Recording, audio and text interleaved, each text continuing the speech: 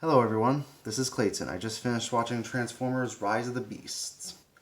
With Michael Bay out of the director's chair and with the director of Creed 2 at the center of the picture, this definitely feels like the second best Transformers movie of the bunch outside of Bumblebee.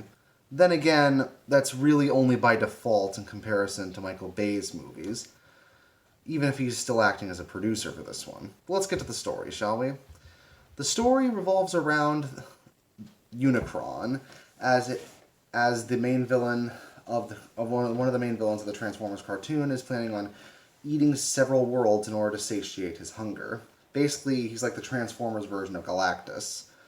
So his most loyal lackey, Scourge, tries to find various pieces to a key that can lead the Unicron over to planet Earth, where he seeks to make that planet his next meal. But our main character, played by Anthony Ramos, ends up finding out that the Transformers are living among him in 1994, while Dominic Fishback's Elena discovers that part of the key is inside one of the artifacts that she's doing some off-the-books investigations on. So the Autobots decide to work together with Anthony Ramos and Dominic Fishback as they try to save the world from Unicron's cronies, while the Autobots also discover the Maximals, the main characters of the Transformers Beast Wars, who help out the Autobots in this mission. But that's all I'll say about the story. The story is basically about as you'd expect for a film about Transformers that just have to collect a few MacGuffins and then defeat the big bad guy at the end. It's not breaking the mold in any sort of way, but the dialogue and characters are generally far more entertaining and generally more tolerable than they are in the Michael Bay films. And the action scenes let you actually see what's going on throughout the bunch, so it feels like there's an actual reason to have the Autobots fight each other in a way that's clear and exciting for the audience.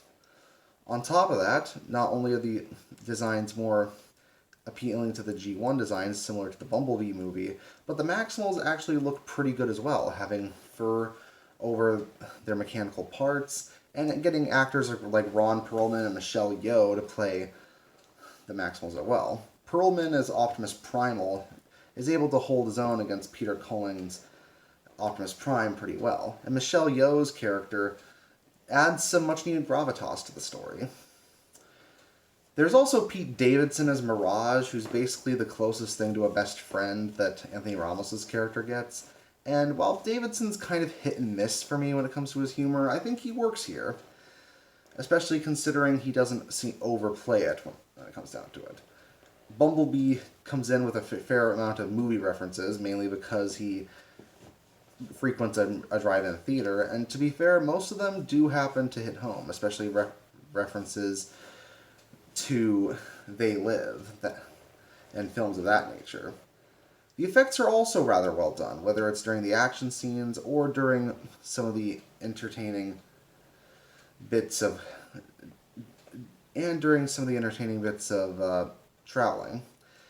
It generally does feel like the film tries to hit a broader audience than the people who like Michael Bay's Bayham, and it, for the most part, works out. Even if it does seem like a few of the designs are a bit odd even for this series, such as a giant plane that with a Scottish accent and a mustache, and one Autobot that has mechanical glasses, which does raise a lot of questions about Transformers anatomy that even the Michael Bay films bring up at certain points. Plus, the climax does have a few moments that will hit home for people who watch the Transformers cartoons, but might come across as a bit weird for everyone else. But speaking on the whole, Transformers Rise of the Beasts won't convert any new fans to the series, but if you liked Bumblebee and you wanted a Transformers film that's more accessible to follow and also something that'll please fans of the Beast Wars cartoon, you'll definitely have fun here. That's why I'm going to give it a 7.5 out of 10. See you next time.